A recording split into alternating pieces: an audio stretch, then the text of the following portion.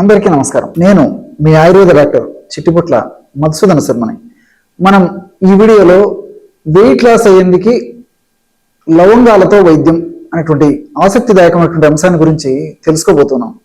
గత కొన్ని వీడియోల్లో కూడా అసలు బరువు ఎందుకు పెరుగుతారు, బరువు పెరగడానికి కారణాలేంటి, బరువు పెరగడం వల్ల ఎలాంటి లక్షణాలు కలుగుతాయి, భవిష్యత్తులో ఎలాంటి ఉపద్రవాలు కలుగుతాయి, మరి ఆ బరువును కంట్రోల్లో ఉంచుకునేందుకు, బరువును తగ్గించుకునేందుకు ఎలాంటి క్షేమదాయకమైనటువంటి గృహవైద్య చికిత్సా విధానాలు పాటించాలి, ఎటువంటి ఆహార విధి విధానాలు పాటించాలి మొదలు వివరాలు తెలియజేయడం జరిగింది.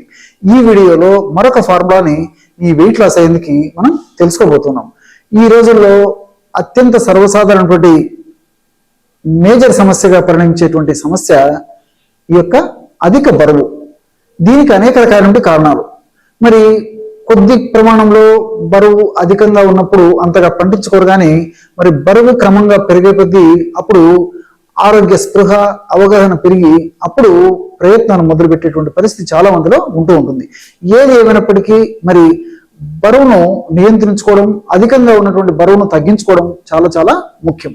ఈ వెయిట్ లాస్ అయ్యేందుకు ఔషధాన్ని ఎలా తయారు చేసుకోవాలంటే లవంగాలు, దాల్చిన చెక్క, జీలకర్ర, మిరియాలు, ఈ 4 పదార్థాలను మనం సద్వినియోగం చేసుకోవడం వల్ల శరీరంలో, బాడీలో అధికంగా సంచితమైనటువంటి కొవ్వు కరిగేసి మనిషి నాజుకుతనాన్ని సంతరించుకుంటాడు.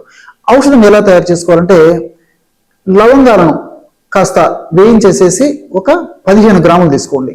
అట్లే దాల్చిన చెక్క చిన్న చిన్న ముక్కలుగా చేసేసి ఒక 15 గ్రాములు, దాల్చిన చెక్క ముక్కలు ఒక 15 గ్రాములు తీసుకోండి.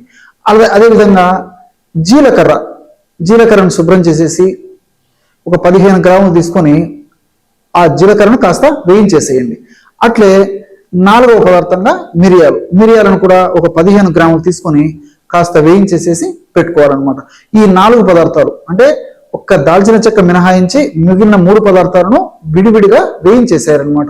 ఈ 4 పదార్థాలు ఒక్కొక్కటి 15 గ్రాముల చొప్పున తీసుకొని ఈ 4 పదార్థాలు అన్నిటినీ కలిపేసి ఒక మిక్సీలో వేసేసి బాగా కలిపేసేసి చూర్ణంగా తయారు చేసుకోండి. ఈ విధంగా చూర్ణంగా తయారైన తర్వాత దాన్ని జల్లించేసేసి ఆ యొక్క చూర్ణాన్ని ఒక గాజు సీసాలో నిల్వ ఉంచుకొని రోజు వాడుకోవాలి. ఎలా వాడుకోవాలంటే రోజు ఒక్కసారి ఔషధాన్ని తయారు చేసుకొని ఆ యొక్క ఔషధాన్ని 2 సార్లు వాడుకోవచ్చు. ఎలాగంటే రోజు ఉదయం పూట ఒక 200 ml అంటే 200 మిల్లీలీటర్ల నీళ్లు తీసుకోవాలన్నమాట. ఒక పాత్రలో 200 మిల్లీలీటర్ల నీళ్లు తీసుకొని అందులో 2 నుంచి 2.5 గ్రాము, అంతకంటే ఎటువంటి పరిస్థితుల్లో ఎక్కువ వాడుకోకూడదు అనమాట. 2 గ్రాములు చాలా వరకు సరిపోతుంది. మరీ అంత అవసరమయ్యి మరీ ఎక్కువ వెయిట్ ఉన్నటువంటి వాళ్ళైతే 2.5 గ్రాము వరకు అంటే ఇంచుమించు 1/2 టీ స్పూన్ వరకు వాడుకోవచ్చు అనమాట. అంతకంటే ఎక్కువ వాడితే కొంతమందిలో మరి వేడి చేసేటువంటి తత్వం ఉంటుంది కాబట్టి ఆ వేడి అలా అతిగా చేయకుండా ఉండేందుకు నేను చెప్పినటువంటి డోస్ అయితే సరిపోతుంది అనమాట. ఈ విధంగా 2 నుంచి 2.5 గ్రాముల చూర్ణాన్ని ఆ నీళ్ళలో వేసి పొయ్యి మీద పెట్టేసి 100 మిల్లీలీటర్ల నీళ్లు మాత్రమే మిగిలేటట్లు సన్న మంట మీద, బాగా గుర్తుంచుకోండి, ఔషధం త్వరగా తయారు కావాలనేటువంటి ఉద్దేశంతో మీరు ఎక్కువ మంట పెడితే ఈ యొక్క ఔషధ గుణాలు తగ్గిపోయేటువంటి అవకాశం ఉంటూ ఉంటుంది. కాబట్టి సన్న మంట మీద 100 మిల్లీలీటర్ల నీళ్లు మాత్రమే, అంటే 200 మిల్లీలీటర్ల నీళ్లు తీసుకున్నాం కదా, 100 మిల్లీలీటర్ల నీళ్లు మాత్రమే మిగిలేటట్లు మరిగించి దించి చల్లారిన తర్వాత వడగట్టేసి ఆ వడగట్టినటువంటి ఆ 100 ml ఆ కషాయాన్ని ఉదయం పూట ఒక 50 ml కషాయము, సాయంత్రం పూట కాస్త వెచ్చ చేసి మరలా 50 ml కషాయము సేవించాలి. ఈ విధంగా క్రమం తప్పకుండా రోజు 2 సార్లు ఈ యొక్క ఔషధాన్ని ఈ పద్ధతిలో వాడుకోవడం వల్ల చాలా సమర్థవంతమైనటువంటి ఫలితాలు, అద్భుతమైనటువంటి ఫలితాలు శీఘ్రంగా వెంటనే కలిగేందుకు అవకాశం ఏర్పడుతుంది. ఆధునికంగా మనం ఆలోచించినప్పటికీ ఈ లవంగాల్లో యూజినాల్ అనేటువంటి రసాయన పదార్థం ఉంది. యూజినాల్ అనేటువంటి రసాయన పదార్థం గుణం ఏంటంటే ఇన్ఫ్లమేషన్ ప్రక్రియను తగ్గిస్తుంది, అంటే యాంటీ ఇన్ఫ్లమేటరీ ఏజెంట్ గా పనిచేస్తుంది. సర్వసాధారణంగా ఎప్పుడైతే కొవ్వు కణాల్లో కొవ్వు ఎక్కువగా సంచితమై చాలా కాలం నుంచి నిలువందో అప్పుడు ఆ కొవ్వు కణాల నుంచి ఇన్ఫ్లమేషన్ అనేటువంటి ప్రక్రియ జరుగుతూ ఉంటుంది అనమాట. అంటే వాపు అనేటువంటి ప్రక్రియ జరుగుతూ ఉంటుంది. ఈ ఇన్ఫ్లమేషన్ ప్రక్రియ వల్ల అనేక రకాలైనటువంటి రసాయన పదార్థాలు తయారైపోయి వాటి వల్ల అనేక రకాలైనటువంటి దుష్ప్రభావాలు శరీరం మీద కలుగుతూ ఉంటాయి అన్నమాట. మరి ఈ యూజనాల్ అనేటువంటి రసాయన పదార్థం ఉన్నటువంటి లవంగాలను వాడుకోవడం వల్ల ఇన్ఫ్లమేషన్ ప్రాసెస్ తగ్గించడమే కాకుండా, కొవ్వును తగ్గించడమే కాకుండా, ఇన్ఫ్లమేషన్ వల్ల ఉత్పత్తి అయ్యేటువంటి రసాయన పదార్థాలను కూడా నిర్వీర్యం చేసేటువంటి పరిస్థితి ఈ లవంగాల్లో ఉన్నటువంటి యూజనాల్ వల్ల కలుగుతుంది. అట్లే దాల్చిన చెక్కలో సినమాల్డిహైడ్ అనేటువంటి రసాయన పదార్థం ఉంది. ఈ సినమాల్డిహైడ్ అనేటువంటి రసాయన పదార్థం మెటబాలిజం అంటే జీవక్రియను చైతన్యవంతం చేసి, వేగవంతం చేసి, స్పీడ్గా జీవక్రియలని జరిగేట్లు చేస్తుంది.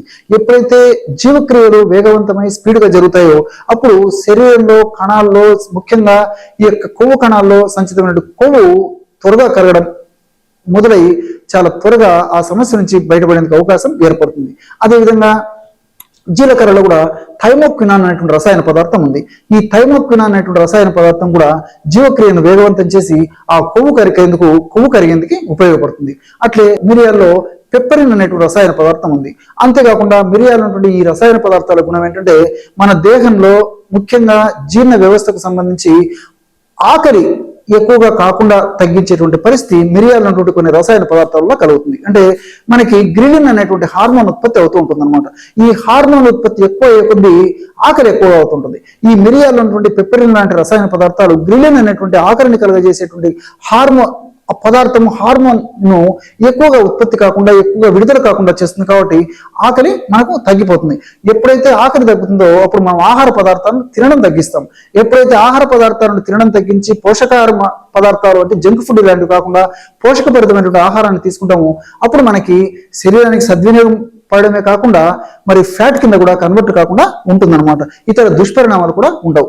అంతేకాకుండా పెప్పరిన్ అనేటువంటి రసాయన పదార్థం ఈ ఇన్ఫ్లమేషన్ ప్రక్రియను కూడా నిరోధించడం వల్ల ఇన్ఫ్లమేషన్ ప్రాసెస్ లో ఉత్పత్తి అయిన రసాయన పదార్థాల ఉత్పత్తిని కూడా నిర్వీర్యం చేసేటువంటి పరిస్థితి ఈ పెప్పరిన్ వల్ల కలుగుతుంది. అంతేకాకుండా ప్రత్యక్షంగా పరోక్షంగా మిరియాల్లో ఉన్నటువంటి వివిధ రకాలైన రసాయన పదార్థాలు ఈ కొవ్వు కరిగేందుకు కూడా దోహదపడతాయి. మరి ఈ 4 పదార్థాలు కలిపి మనం ఔషధంగా తయారు చేసుకుని సద్వినియోగం చేసుకుంటున్నాం కాబట్టి అనేక రకాలైనటువంటి సైడ్ బెనిఫిట్స్ ఉంటాయి. ఎలాంటి సైడ్ ఎఫెక్ట్స్ ఉండవు.